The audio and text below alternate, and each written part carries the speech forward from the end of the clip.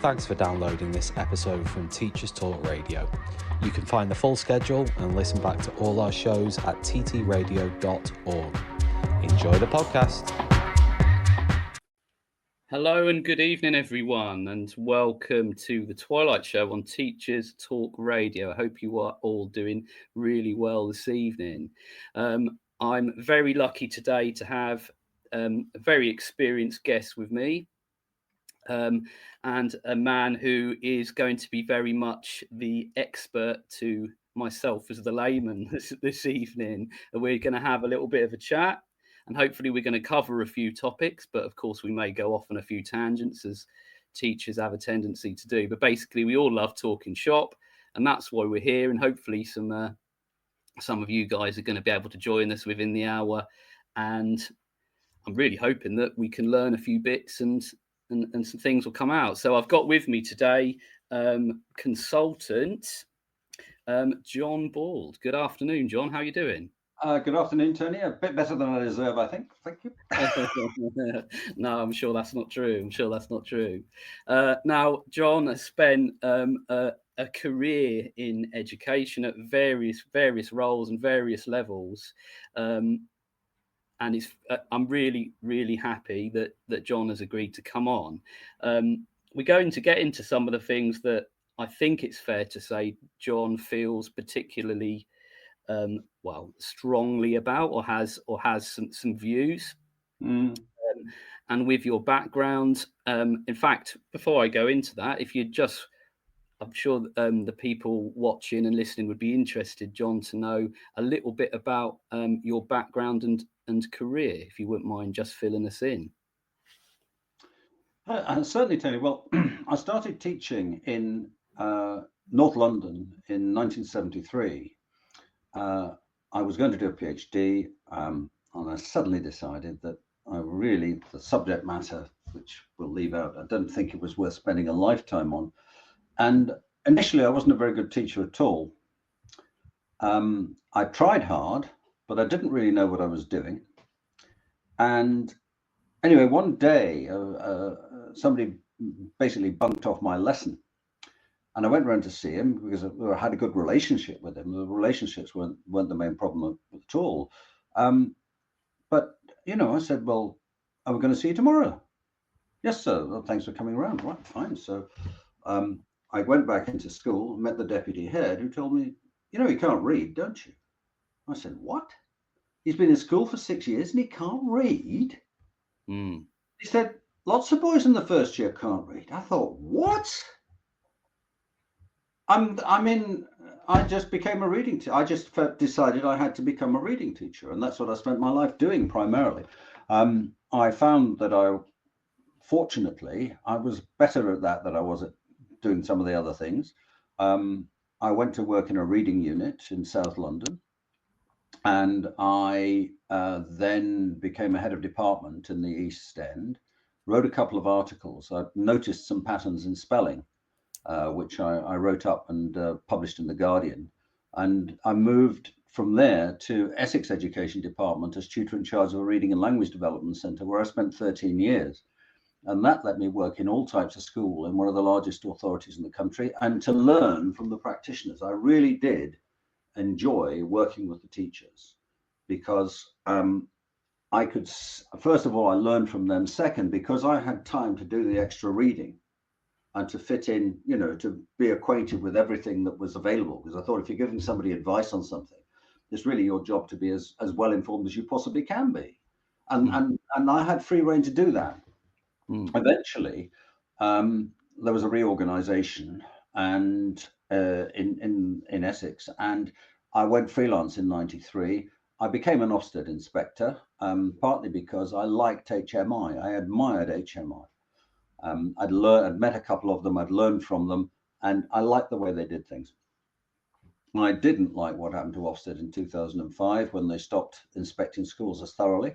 I don't think they're doing their work properly, and I became freelancer. Fortunately, Sir Michael Tomlinson, who was formerly a chief inspector, he asked me to come and do consultancy work in Hackney, and I've done that ever since. eventually working closely with parents. I've had the luxury of working with individual children a great deal. And I think that is a test bed, because you can really think, what is causing this problem? How do I help the person adjust their thinking so that they're not going to have the problem so much anymore? And parents asked me to move into maths, so I've done that as well. And my first degree was in French. And strangely enough, that's proved so useful, because the real difficulty with learning to read in English rather than a language like Spanish or Finnish is that we were invaded by William the Conqueror in 1066, and the language was flooded with French for 300 years. And it just struck me that, this requires an adjustment in thinking, because what we've usually done is put English pronunciation on top of French spelling. Table, So I found that once I explained this and started telling children, well, look, do you behave perfectly all the time, or most of the time? Or most of the time. All right, we'll settle for that. Well, languages are human as well. They behave as we expect most of the time, but not all the time. So what we've got to do is to be able to use what they do most of the time when they're behaving themselves, and then to see where what I might call the naughty bits are, the difficult bits. And once I explain that, they actually stop looking for it to be totally regular and sounding words out one letter at a time, which doesn't work with longer words. And they can make progress. And that's basically what I do. And I love doing it, because the children actually love learning. That's basically what I've done, and what I continue to do. I've done CPD for various people. I wrote reading research for the Times Educational Supplement for about 13 years in the middle of the reading wars. And I do enjoy it. I do it because I like it. I mean, yeah, obviously you could have chosen to retire, I suppose, if you had that option. But you mentioned, what's interesting there is you mentioned about phonics. Yeah. Now, as I said in the introduction, being the layman, but I do remember my own children doing phonics. And obviously I did a little bit of homework. For me, was just looking at phonics and the alternative, which is the whole language approach to teaching reading. So really, and also I put a few questions and things that I wanted to sort of ask you about specifically. So, I mean, I just wondered what your concerns were. Obviously, you mentioned about sort of phonics already. So, is your concern around phonics as an approach, or is it more to do with how it's used in schools, how it's interpreted in schools? I think the second. In the ancient world, ancient writing moved from more or less pictures or little marks to the alphabet, and the Greeks were the first that really had a fully alphabetic system, and the alphabet was based on recording sounds through letters. And that is the characteristic of every alphabetic system. So it is basic. You've got to be able to use that. And I use I make sure that people can understand the 3-letter combinations, where they're nice and regular, because sometimes when they're not words themselves, they come up later on. A word like con. All right, it's a slang word, but con, congregation, consistency, connect. These parts of words come in later. So there's a second wind to phonics. Phonics is very important, but it's equally important that we tell children things as they are. And one of the principles I found very early in my teaching was that I must be careful how I say things, so I'm not going to have to say something that I later contradict. And I am a clumsy person. I can't help it. And some poor man had to teach me to drive. And he said something to me that was really very interesting.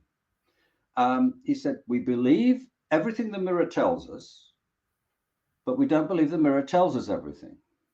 And that is very similar. It's not an identical match for the way that the written language mirrors the spoken language. It doesn't tell us everything, but what it does tell us is extremely important. And we've got to understand and use what it tells us And we use this, as we use it, as we understand it, our brain is building neural networks, which are reinforced every time we see the same word. As a scientist yourself, you will know about the way that electricity operates in the brain and the way that specialist brain cells deposit myelin along new connections that speeds everything up. Professor Stein, the fish cook's brother, he estimates the voltage in electricity at about 1/10 of a volt. He gave that at a talk at the Wellington Festival a few years ago that I attended. Very interesting talk he gave too. All the time we're teaching, we're activating these neural networks. And it's very important that we present things to children so that nothing interferes with that. You know, copying out is the worst thing one can do, because you're jerking backwards and forwards, and the brain doesn't have time to establish connections. You just create little units of what you can remember. So we're dealing, first of all, with a language that's grown up over 1,000 years. And as I say to the children, if we were 1,000 years old, we'd have a few wrinkles. So I explain what the wrinkles are. It usually gets a smile from mum as well, actually, because a parent sits in on everything I do. Very, very keen on that, because they know the child and I don't. So I've got to get, and we work as a team. And I think that's very, very important. Really. And once we can operate like that, we can understand what reinforcements a child needs, what they're good at, where they need to adjust their thinking, and all sorts of little things. I mean, a recent pupil, a pupil I've just been writing about, is a marine biologist. He wants to be a marine biologist, but he couldn't read at all.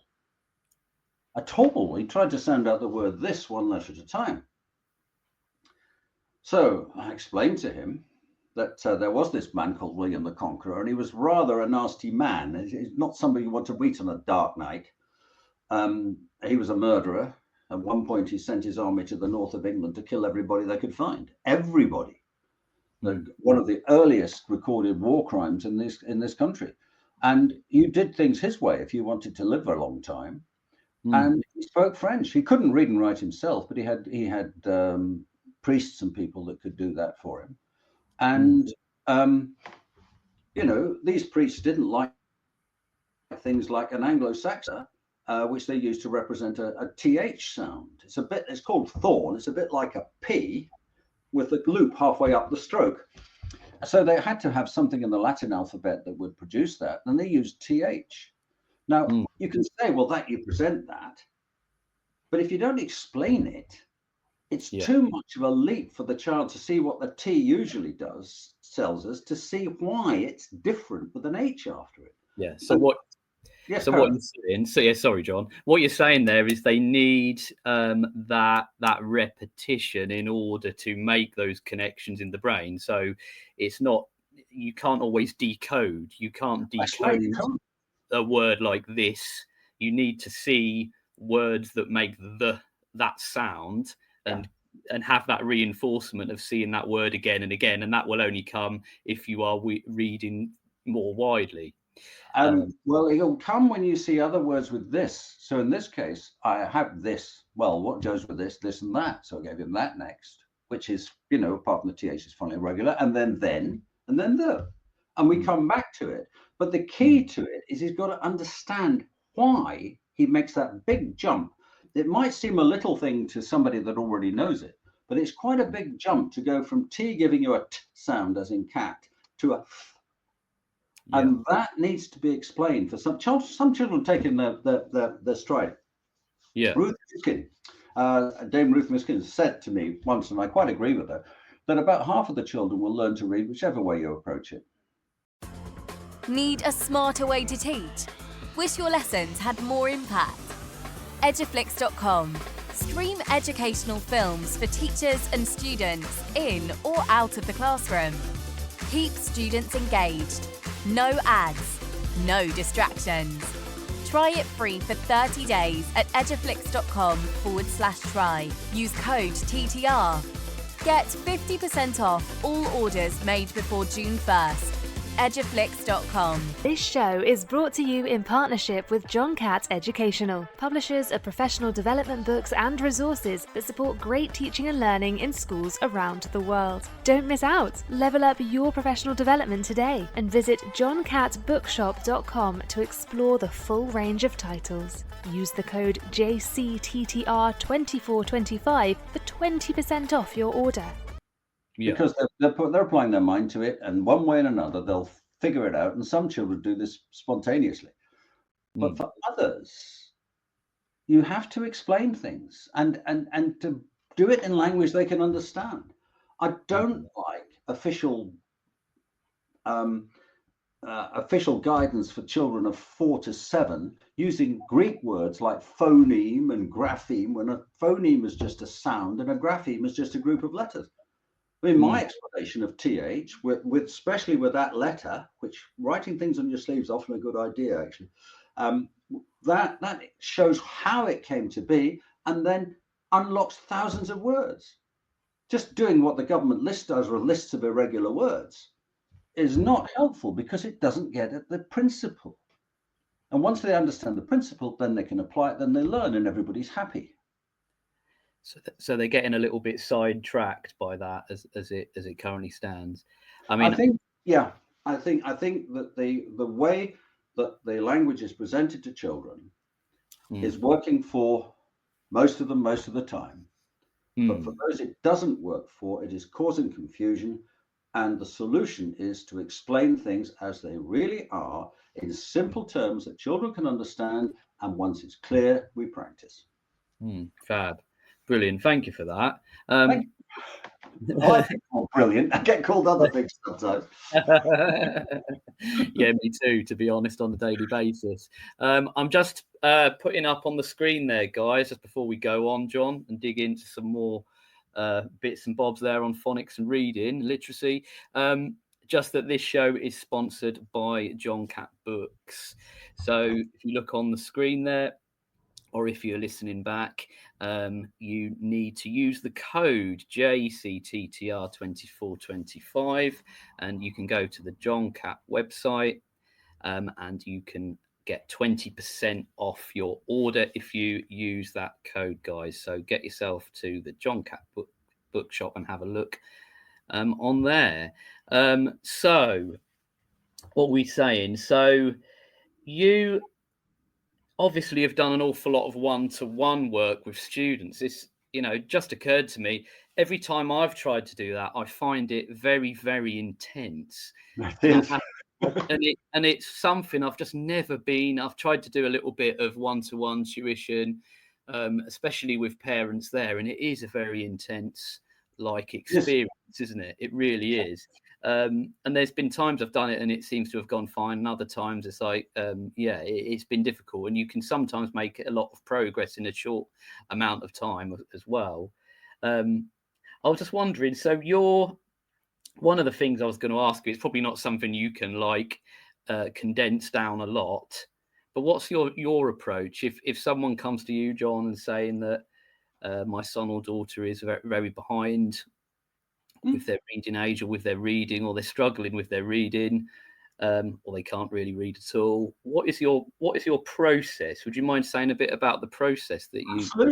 Absolutely. No, this is I really want to say I enjoy doing it. First of all, I ask parent what the child's name is, and how old they are, and what the parent seems to think, and I don't know what we can call him. Not going to call him Tony or John. Let's call him Peter. Would Peter like some help? If Peter doesn't want to have anything to do with me and refuses, I might say, well, could you see if Peter will have a word with me for a minute, and I'll see if he would give me 5 minutes of his time or something like that. But if they really, I don't want to do this, there's not much I can do. But usually, because the parent is encouraging them to come, and because my manner with children, I've been told my manner with children is quite good. I'm interested in them, I like them, and partly because I didn't find every element of learning straightforward for myself at school. Particularly, I had dreadful headaches with geometry. It took me ages to work out why, and I did eventually. But so I understand how people feel when they're feeling at school, when things are not going well. It can make a whole family unhappy, and that's another good reason for doing what I do. So I might to say, right, okay. Do you find reading easy, difficult, or what about it? I'll try and get them in some kind of conversation. Just to give me a starting point, if they've got a book they've got from school, I'll start reading that. If they haven't, then I'll ask them what they're interested in and what sort of things they like to do, and I might start something from that. I've got to make some kind of connection with what's going on in their mind and their interests.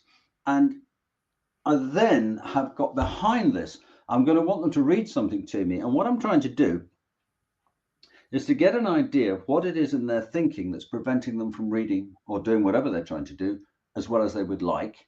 And then I've got to think, how do I help this child to adjust their thinking so that they can do it? And then it becomes a bit like a music lesson.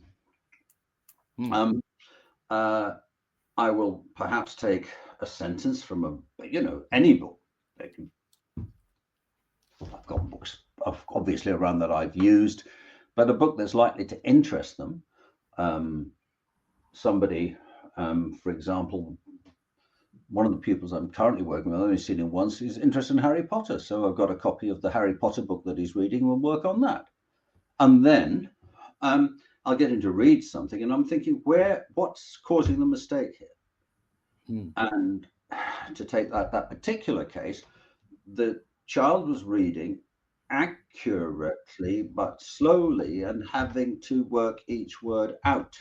Now, this is a stage in learning to read, and but because it's accurate, you see, I don't have to go over phonics stuff that he already knows or even variations.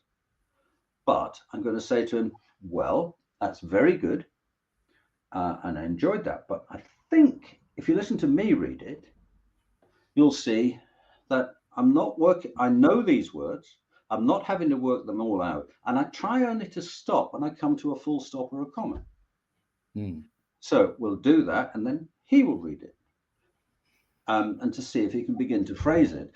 Because we don't read words. We do scan words very closely as we read, but we don't have to work them all out because we already know them.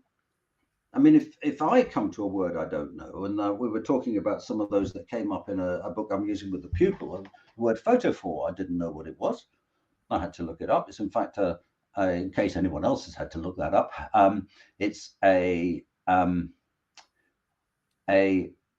of gland, a cell on a fish that emits some light. So these fish that live in the deep sea have these photophoric cells. It's very interesting. So I had to look that up. So that's good. You see, if I'm learning at the same time as the pupil, it's a joint effort. I'm not some sort of Superman, because I know perfectly well I'm not a Superman, because I've had learning difficulties myself, and I know what it is to struggle. So I'm trying to make that adjustment, and then what I don't want is them memorizing the text. So what I'll be doing is whenever we come to a word that causes a problem, I don't teach that word. I teach another one that's like it. Oh, okay. Yeah. So somebody can't read the word sun, for example. I might get some plastic letters and make fun and explain the phonics of fun. And then I might take the F away and put a G in there. That's fun. That's gun. And then run. And then throw in, once you get a look that says, what are you doing this for? It's too easy. I'll throw in the word they got wrong, and they usually get it right. So if we want a technique, I actually found in my first lesson at a school called Beaufoy in Lambeth. I worked in a reading unit there with a wonderful teacher called Mike Burton, who was the head of department, a giant of a man and a great inspiration to everybody that knew him. I owe him a lot. I said, when I joined his unit, I said, I've had enough unproductive stress. He said, all right, you're hired. There's 6 children. And somebody misread a word like round. So, and back in the days, we had things called pound notes. Very few people have heard of pound notes anymore. We think of larger, not pound notes, but I took a pound note out of my pocket. I was lucky I had such a thing. And I said, and obviously there's a visual aid with a pound note. So if that's pound, that ound, what would you do if you found a pound? And of course, the correct answer is, I took her to the police station.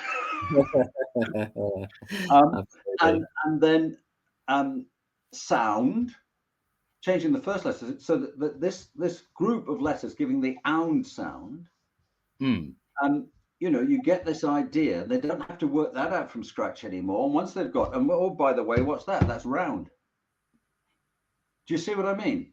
You're actually building up their understanding. People talk about blending sounds. It's a very important thing to be able to do, but it's something you can't take for granted. You've got to be able to build up. And then eventually, in fact, you're building up syllables. You know, like configuration. You're not going to read that word one letter at a time. You've got to see figure in the middle, configure, and you build it up. So you're building up their understanding of the way language works in a way which is much more like a tree than a grid. Yeah. So what you're saying is sorry, John. So what you're saying is that the starting point, phonics is a good starting point for learning to read at that early stage. It's essential. But it does get to a point where, if you're going to read for pleasure, it will get to a stage where, having to read everything phonetically sounds like very hard work for a start. That's not possible. And exactly. So it's not going to promote a love of reading. And like you say, in reading something that is of interest as well must be very powerful. I do find at the moment it's a worry for me, because students, I'm a secondary teacher, which is why it's obviously interesting to sort of think about the roots of where students are coming from in terms of reading. I don't know whether reading ages is something you might want to talk about a bit later on or in a little while. Yes, I can talk about reading age. Shall I do that now? We can do. What I was thinking of is whether that's something that is a sort of a big concern nationally, just because from my own experience, I'm finding students don't seem to read for pleasure. It's very, very difficult. I just want to give a couple of examples of that, because obviously, yes, please. We know at secondary school that literacy is important. There will always be someone who's a literacy, has that role in the school, a whole school role, which will be developed literacy and so on.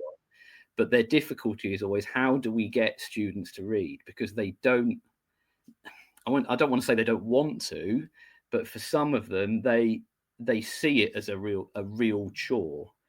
And I think they're misreading, or they're rushing, or they're skimming the reading. They're obviously missing key information when it comes to exam technique. It's a really big problem. I was just wondering, first of all, do you agree with me that at secondary, I know secondary you may not deal with as many secondary students, but I do.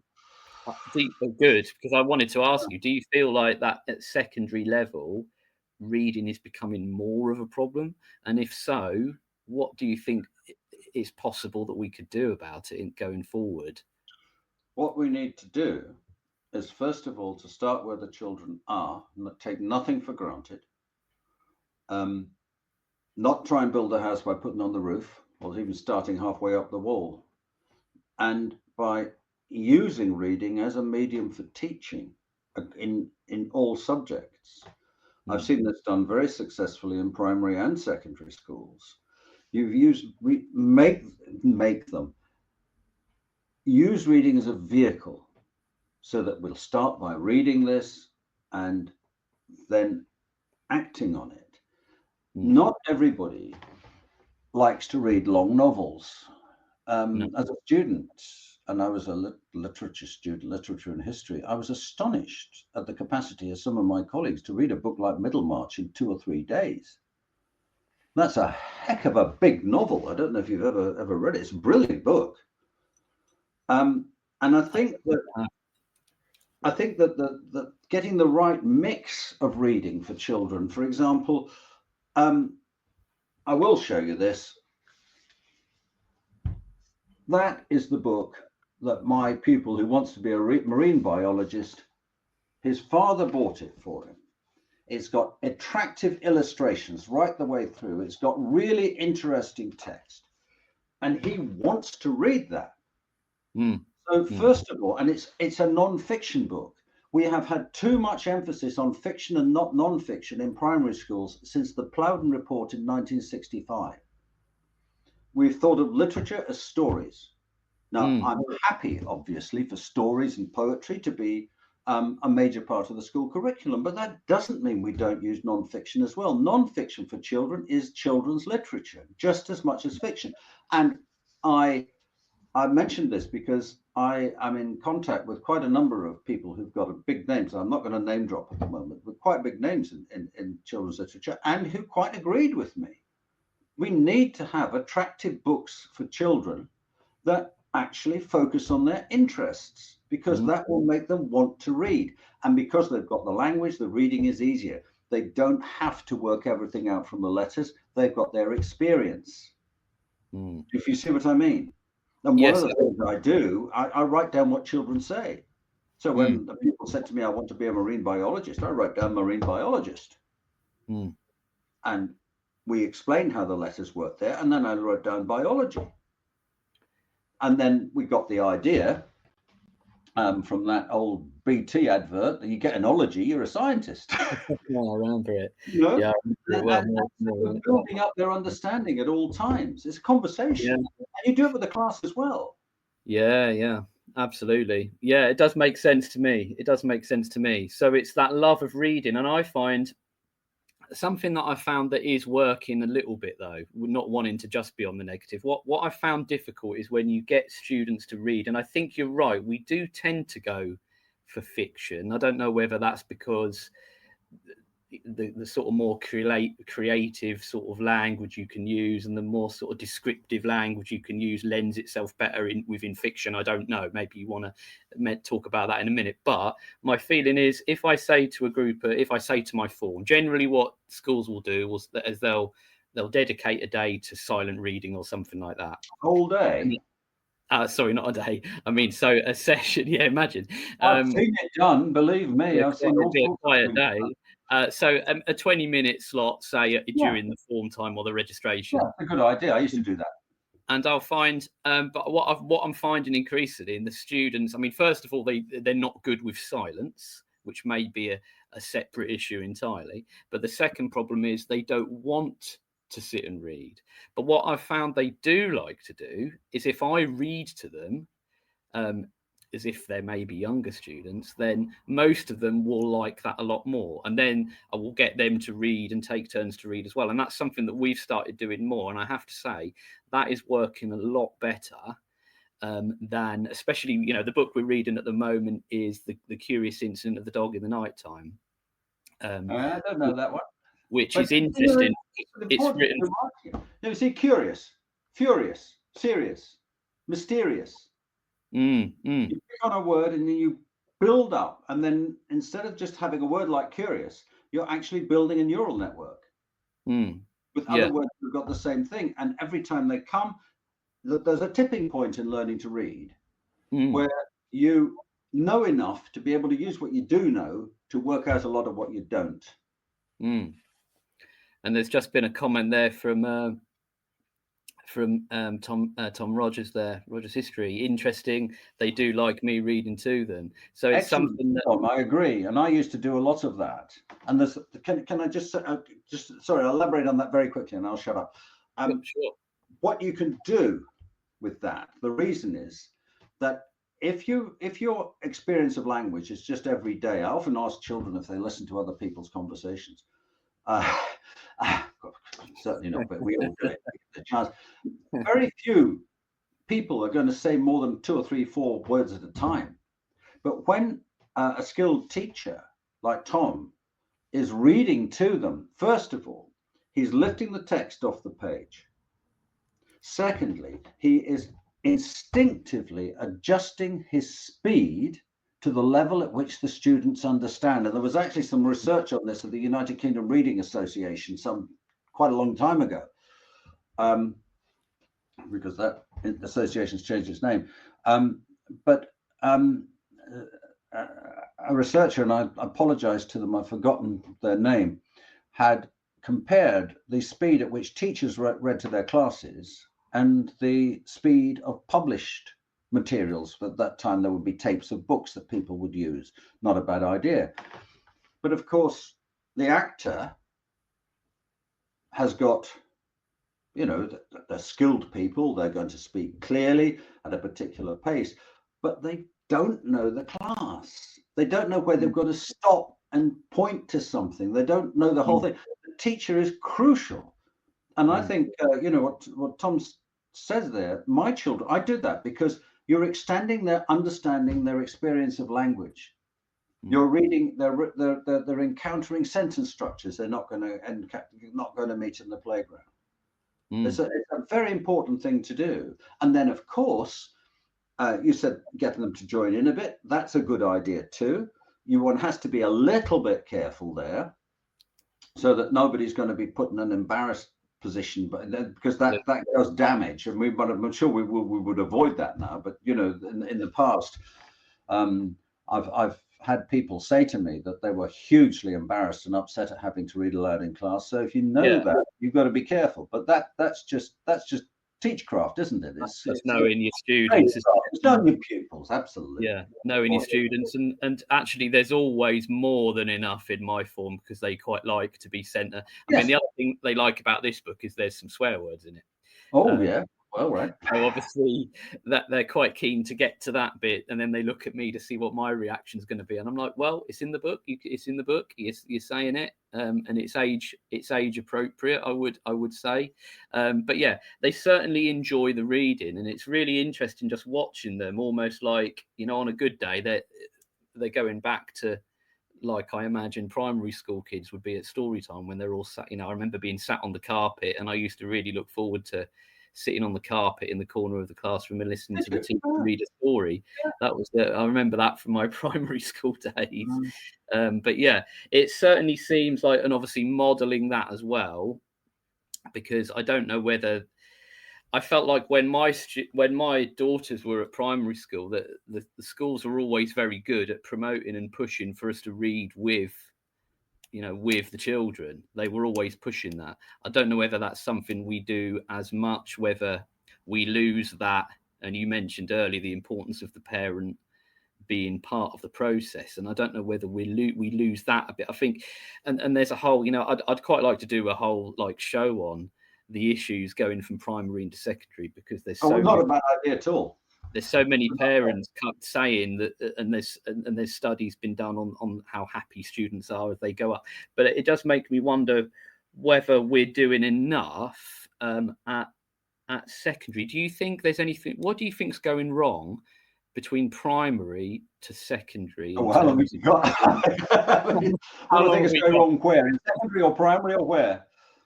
Well, obviously I'm being selfish as a secondary school teacher, but I am wondering, it seems to me, I mean, do you agree, first of all, that maybe we do reading better at primary, and then students are kind of left to sink or swim in secondary a bit? Well, certainly the second part of it is true. They are left to sink or swim far too often, and it's important that reading is built into the secondary curriculum. The first part of you said, I am concerned about the variation in the quality of reading that one sees in primary schools. The best work that I've seen is absolutely wonderful. A school in inner London where children were almost all had English as an additional language, and all reached the nationally expected level, which is a bit vague, but nevertheless they were deemed to have done that at 11, but not only reached it, but 2/3 of them were getting above it. Now that was remarkable, and it was what the school actually won an award as a result. They used our inspection evidence. I was delighted to work with that school, learned a lot. The word excellent, which seems to have been removed from Ofsted's vocabulary, most unfortunately, I was using just about like a machine gun. back in those times, we would be writing a paragraph. If we gave a top grade, we had a 7-point scale. If you gave a top grade, you had to write a paragraph saying how good it was. I was delighted to do that because we could all learn from it. And they had built reading. They would have, if it was an art thing, they would have a paragraph about, you know, how the art was done, or a history thing. They would be, the children would be reading it, and developing and making sure they understood it as a normal part of that lesson. And the result was astonishing. Fortunately, you know, occasionally people get medals and deserve them. And on that occasion, the head teacher had got an OBE, and I was delighted to say that the language coordinator, who was behind a lot of this, with a brilliant, very, very good phonics in the early years to establish that the children could use the information contained in letters, followed by this extensive integration of reading into everything, and including non-fiction. This is a big, big mistake that the Plowden Committee made in 1965, or maybe the way that their work was interpreted. There is far too little good non-fiction in primary schools. So I'm concerned about that. And I'll also say that if you really want to develop oracy, which is an important thing in its own right, you must see the connection with literacy, because children will meet structures in books that they can use in their own spoken language. It feeds back into their own spoken language. And that school had a radio station, actually, which was a very good idea. And you know that when we were preparing this, you sent me some written notes, didn't you? Things we might talk about. The spoken and written language are intertwined. Absolutely. We need to understand. So I'm not saying, well, you know, I like to see good work wherever it is. Yeah. It makes it worth getting up in the morning. Absolutely. Yeah, I couldn't agree more. I just want to say, we're talking about reading. If you want to do some reading, people watching this, then we'd recommend that you go and have a look at the John Catt website, where you can do a bit of reading and you can do some CPD on there as well. I'm just going to show it on the screen again, the code that you can use if you want to get on there. If you're working on your professional development, you want to read around something, it's a John Catt bookshop, and you can use the code JCTTR2425 and get 20% off. Okay, fab. Right. So, John, we were just talking then about sort of primary and going into secondary. I mean, I've probably got to ask this question, really. Do you think there's an issue? Devices. We now have. We're in the tablet age, aren't we? I don't know what you'd call it. Maybe that's not what you'd call it. Do you think there is a little bit of an issue with the way that students and young people are, you know, getting this taking in information? Do you think maybe they're getting too used to receiving their information in a way other than the written word? Well, this is a big issue, and the short answer is yes.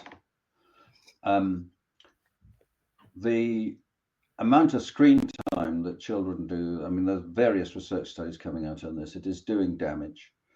One of the earliest items on this, on screen time, was a piece of work on my first book that had been done in Manchester. They thought there were a lot of reports from health visitors about what appeared to be an outbreak of deafness among the children. They weren't responding to the normal signs that they would use, such as making a sound behind them or something like that. And they thought they were deaf. When they investigated closely, they found out that the children were so used to watching television, spending all their time in front of a television and whizzes and bangs, they just didn't take any notice of them anymore. So what they did was, and it was a very good thing, it's a kind of thing that a lot of good nurseries do. They were finding ways of getting the parents to interact with their children and cut down on the screen time. Screen time is damaging because it doesn't require a response. It's all entertainment.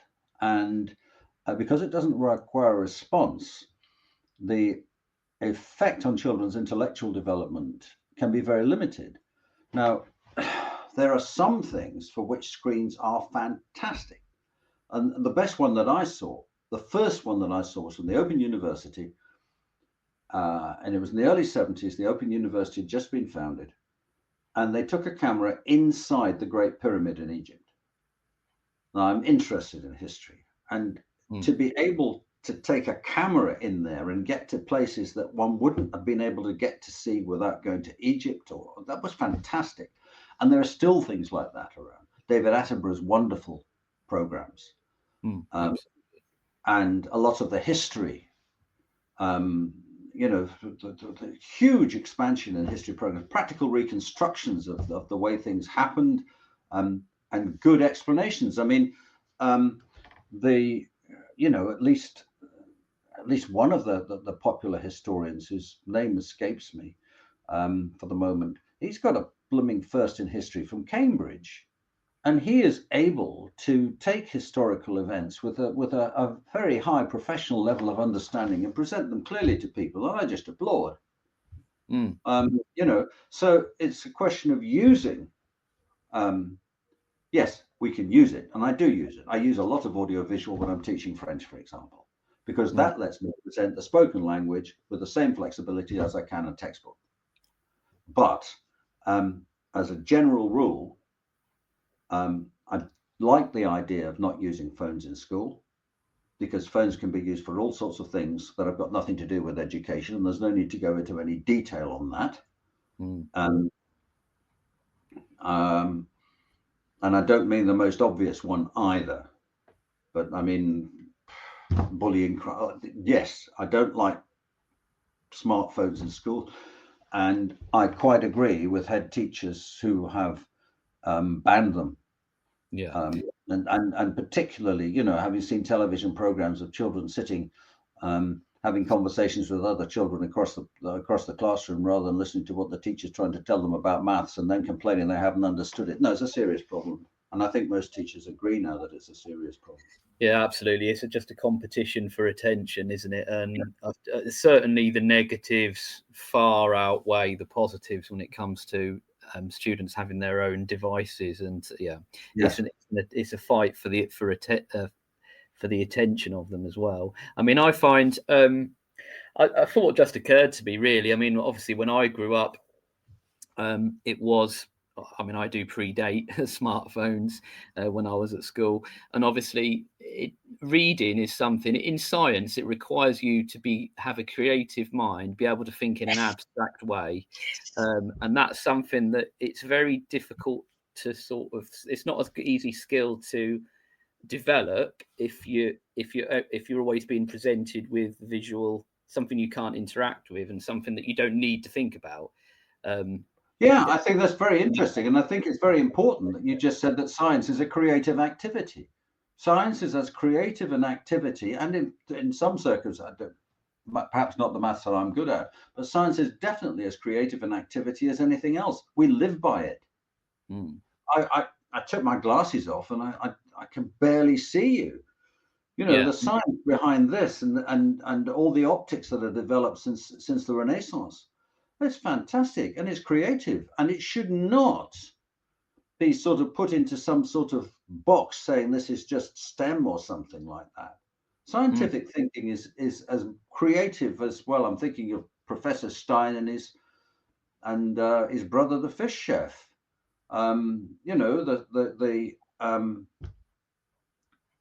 You're creative if you're cooking. There's all sorts of ways of being creative. Absolutely. And it shouldn't be restricted. Absolutely. And I think if you presented it on a very superficial level, I mean, like you say, videos are useful. If a student says to me, look, I don't know anything about this, I don't understand it, it will be like, well, go away, watch this little video clip, see how you feel about it, come back and speak to me. Yes, so the come back and speak to me is the crucial bit. And so it'll be exactly. So, and ask questions and reflect on it. But I sometimes do worry that children are losing that skill, because they're not expected. If I'm reading a book, I'm picturing that in my mind's eye. And that's something that I think is a magical thing that Yes. not all students are going to understand. If I read a really good, I don't read enough, if I'm honest. I don't read enough. And sometimes I'll try to read things that are a little bit above my ability. So I try and read. Oh, I don't know about that. There's got to be too Brian, much about this. I think I tried to read a physics book by a Brian Greene, who's quite a well-known physicist, and I could just about get it, but I had to keep rereading and rereading. Well, that's fair enough. But I said that's absolutely fair enough. I mean, I know you're a science teacher. I don't know if one is reading. I mean, I did French. I read a book, the whole of a book by a man called Marcel Proust called À la recherche du temps perdu, and that is a very, very difficult read. And I'm not ashamed of having to work at it. I'm not ashamed of saying that it was blooming tricky, because I tell you get through Proust, your French grammar is pretty good. Need a smarter way to teach? Wish your lessons had more impact? Eduflix.com. Stream educational films for teachers and students in or out of the classroom. Keep students engaged. No ads. No distractions. Try it free for 30 days at eduflix.com/try. Use code TTR. Get 50% off all orders made before June 1st. Eduflix.com. This show is brought to you in partnership with John Catt Educational, publishers of professional development books and resources that support great teaching and learning in schools around the world. Don't miss out. Level up your professional development today and visit johncattbookshop.com to explore the full range of titles. Use the code JCTTR2425 for 20% off your order. And it isn't when you started, it will be by the end of it. No, I don't think I could cope with that. But yeah, it's just something that really occurred to me. So we were going to talk. Well, I'm sort of jumping all over the place. We were going to mention reading ages earlier on. Oh, reading ages, right? Okay. Do you think they're a useful thing? Do you think that they're an accurate tool that can actually be something that teachers can use to inform their planning? Up to a point. What a reading age, the way you establish a reading age is that you take a test, you design a test, like the Neal analysis of reading ability, the Salford reading scale. Well, let's take the Salford reading scale. It's a very simple test. And that's one I used a long time ago. You give it to a sample of children in Salford. You then see at what point in the test 50% of the children have made a certain number of mistakes. From memory, it was about 6. And after they made 6 mistakes, you stop. And the point at which 50% of the population just got that far, no further, that is that reading age. Oh, okay. That's the way you do it. You analyze the responses to a test. And if 50% respond at a certain level, that is the reading age that is considered to be that level. Now, here, as a scientist, you will probably see a number of immediate problems. First of all, is the sample representative. Is what these children in Salford could read in 1966 represent any longer? First of all, was it representative then? Second, is it still representative? So when I have been called on for expert text, sorry, I use that word, but I mean, if you are consulted as a specialist in a legal case, you are technically an expert. I call on for expert opinion on this. And if you are reading, and there's a major test, which I won't mention now, but a major test that's used in assessments of people who had been dyslexic, assessed as dyslexic. And they sent out the test, their sample, to a very wide number, say 100 schools. And they had a low response rate.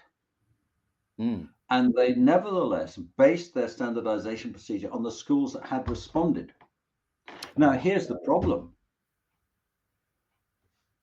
Schools don't want to wash dirty linen in public, do they? So if your school would, well, I'm not sending that back. So they ended up with a set of results that was so skewed, they had to re-standardize the test, which was a very expensive thing to do. So I would give reading tests some qualified value. I don't use them now anymore. But when I did use them, what they told me was what a child couldn't do. That, you know, if somebody says a cat can run and a child can't read it, they've got a problem. And that tells me that, you know, we've got to start at a very basic level. But I have also, as an inspector, had a child read a test to me that the school was using. And I don't know, you had this particular child would read extremely fluently. I thought this was brilliant. So I asked him what one of the sentences meant. He hadn't a clue. But what he had done was sort of mastered. He was good at getting the sounds and matching the sounds of the letters, didn't understand it. So I think that they can be a useful tool. They can also be misleading. What you've got to think, what is it this child can read? And if I were in your position, I'd be thinking, what reading is going to help them with this subject? And then designing materials and giving them that. And it's the simple things that you can do. And then thinking, do they understand this? If so, great. What do we do next? If not, what do we need to do so they can understand it? So they are a limited tool. I would now only use one if somebody asked me to, for a particular reason. Say, we've had this test score. They've usually got 3 or 4 forms of the same test. I might, if I were asked to do it, I might say, okay, let's see how we get on with this one, just to check that that they've been properly done. You need to be timing. There's so many things that can go wrong with one of these reading tests. They can be gamed. You can, if you want to get yourself a dyslexic assessment, you just don't try too hard. And some of the psychological tests, like remembering groups of digits, which is not the way we operate when we read, but they can be gamed. We don't want you to cheat, but And so you get some private schools. A private school near me that's got 50% of its pupils assessed as dyslexic, and quite frankly, it's absolute rubbish. Because if they were genuinely dyslexic, they'd never have got into the place. It's so selective. So you get people who are gaming the system. And those are reading tests. I would look as if I were a head of department, a head of history or something like that, I could just about manage that because I really love history. I'd be looking, does the child understand this little passage? If I write, do they understand what we've been talking about if I present it in writing? Presenting the same things in spoken language and writing can be very helpful. One reinforces the other. So reading tests in themselves, they can be useful, but they need to be handled with great care. I see. Yeah, absolutely. And obviously, in my experience as well, it depends on the effort that student is making. It could be that some students add enough and they're doing the test at the end of the day and they're tired. All sorts of variations. Or you could be saying, oh, I had this child, he couldn't read, and look what he's just done. I've been there. I said, well, I've not done that, but I have seen it done. So yes, to be used with caution. Yeah. Okay. All right. So we are getting towards the hour, believe it or not. It's gone really quick. Time flies when you're in good company, as somebody once said. That's very kind of you to say. And I feel the same way, I have to say. It's really flown by. We did say that on the guest card, we were going to mention maths, and we might even get as far as the big O. The big O. Well, quick thing on maths then. Quick thing on maths, because I started working on maths at request of parents because children were struggling with SATs. Again, we're looking for neural networks. We're looking for things to be understood. And sometimes people get overloaded. And I'll just mention multiplication tables because I've done a lot of work on them. I have had the 12-year-old child I was working with who wanted to be a marine biologist assured me that 3 2s were 8. Because he counted in multiples, 2, 4, 6, 8, 10, 12. And he was trying to keep count with his fingers. So, all right, we stopped. Instead of going through the whole table, I said, let's just do the first 3. 1, 2 is 2, 2 2s are 4, 3 2s are 6. What are 2 2s? What are 3 2s? Right. And then went up to 10. So normally what I would do, I would just do half a table at a time to start with. It was, if you hadn't told me that 3 2s are 8, I would probably have gone up to 5 2s. But and then I make sure the 2 times table is rock solid before I do anything else, and with lots of praise for getting things right. But praise is a smart bomb. You use it to reinforce what's right, not what's wrong. So we did that, and then at the second half, getting children whose tables are not rock solid to go beyond the 2s and until they are solid is setting up problems. It's kicking the can down the road. So I make sure that everything, my basic principle with maths is the same as with reading. Make it crystal and then practice. And that don't mean crystal to me, I mean crystal to the child. Because once what you've got to do with all of this teaching, for when learning's not straightforward, you are setting up getting success. It's something they're worried about, and once they've experienced success, that lets you praise them. The positive cycle in education: you work hard, you succeed, you get praise. You work hard, you succeed, you get praise. You fail, you're unhappy, you get told off, you're not trying hard enough, you're doing this, you're doing that. So it's actually setting up so that each child can succeed. That's the key thing. That's what I do in maths. Again, we can talk about that in more detail perhaps some other time. And literally the big O. Well, the school that won the London Evening Standard School of the Year award back in the day and used our inspection report as its evidence and got the award from the award from the Secretary of State. I was actually very, very proud of what we'd done with that school, because we had a team of, I had a head teacher, 2 head teachers, a deputy. I had a team of 7 or 8, I think 7 inspectors, and we were in there for 4 solid days. We saw nearly all of the school's work. We had time to get beneath the surface and investigate its success. And we used a 7-point scale, not a 4-point scale. And that excellence that was actually cutting edge of primary education in London at the time, and still is, because that head teacher is still in place. The language coordinators become the head teacher. That is what inspection should be doing. And unfortunately, in 2005, the team I had, that team was just abolished. No more detailed lesson observations, no more paragraphs on excellent teaching in the report. The word excellent was out. And the reason it was out was that outstanding let them stretch it so that the very good and the excellent were combined. So the very tip of excellence that we can learn from was taken out. And that is still the case. When I inspected a secondary school, I led the inspection of a secondary school. I would have a specialist in each subject. I would have one myself as well. I would often lead on modern languages or English or history or special needs, because these are the areas that I worked in. You could nominate up to 3. We weren't a one-trick pony, but we had, and a teacher could be confident that an inspector who came into their classroom at least had some understanding of their subject. And that has gone. And Ofsted has become an instrument of government policy. And as far as I'm concerned, and was from the beginning, I've been saying this since 2006, in the Times Educational Supplement I was writing in that stage, become a tyranny.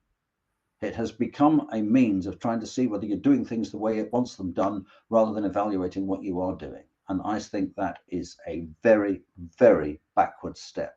And one of the reasons, and I'm not asking anybody to commit themselves to this, but I think very, very, very few people who are not actually on Ofsted's payroll have any confidence in it at all. And I certainly don't. There are good people, but you may know that a lot of Ofsted's inspectors, the inspector for maths, inspector for English, inspector for languages, inspector for RE, because they've stopped reporting on their work, they've stopped evaluating the national curriculum, they've left. And I think it's just a bunch of apparatchiks. I have got really serious concerns about the fairness of inspection and the damage it's doing to our profession. So I'm sorry about that. I've said it before. I actually And I've said it to the inspectors themselves, the chief inspectors. I know them. And since 2005, we have not actually had somebody who had professional inspection experience in any significant way. I think David Bell was qualified as an inspector. I don't know how much inspection work he did, and is appointed as chief inspector. They've had their skills in other areas. They've been successful head. Sir Michael Walsh was a very successful head teacher, very important work. And the thing is, I've said this to him myself, because I know him. I worked in Mossbourne School with the Modern Languages Department. I admire it. Some of the best German teaching the best German teaching I've ever seen, I saw in that school. That's his watch, and he gets the credit for it. But he said himself, he told the Common Select Committee he had no preparation to be chief inspector. And, the last chief inspector is basically an accountant, an MBA kind of person. Very little educational experience. So why should someone like that be telling someone like you what to do? They don't know themselves. So I'm very concerned about Ofsted at the moment. And Ofsted know it. And I will continue to make the case that teachers deserve to be inspected by people who really understand their work. And that's what Her Majesty's inspectors used to do and used to supervise other people doing, and what we've lost. And I think we badly need it back again. Wow. Okay. Yeah. So it is. I'm pretty sure there'd be plenty of people who would agree with what you're saying there, John. It does always seem to me, what concerns me when I think about Ofsted is they come in for 2 days, and I can't help feeling that when I think about my school at the moment, if they came in on one day, on a particular day of the week, and then they come in the following term, we could have two completely different outcomes from those 2 days. I also find that some schools might be good at hiding the things that they don't want the inspectors to see. And I think some schools are going to be better at that because they've got more capacity in order to do so. Whereas certain schools, you can't hide them. Not that you'd, in an ideal world, want to, because it goes obviously completely against the point of the inspection anyway. Well, exactly. We don't live in an ideal world, do we? I organised the Memorial Fund for the head teacher who committed suicide following an Ofsted inspection. And it was one of the saddest things. And the reason I had to organise it was that the school leader who wanted to do it felt that they would be victimised if they did it. So I had to do it. I had to do it, otherwise it couldn't have got done. And the problem with that school, Caversham School, was that they wrote a negative report on a good school because of faults in paperwork or something. And you should not write, an inspector who wrote a negative report on a good school, frankly, can't really look themselves in the mirror and look people in the eye. And that's what's been lost. I sympathize with anybody who's inspected. If you're only in a school for 2 days, you don't get time. You see an incident, maybe. Is this part of a pattern, or is it just an incident because these things happen? You don't get underneath the surface. They have not, and even good inspectors, and some inspectors still are very good, they haven't got time to get beyond what they see and to triangulate evidence and build up a balanced and fair picture. And that's what's unfair. They are not given time to do the job properly. They haven't been for 20 years. And until they are, they will continue to spread stress, anxiety, and misery throughout the teaching profession. And it must stop. Somehow or other, we deserve better. Good teachers deserve better. I used to tell a school when I went in, for the parents, I'd say, well, look, you've got the most important investment in this school of anybody because you've got your children's future invested in it. So we're here to try and protect that. And to the staff, I would say, we're interested in what you do.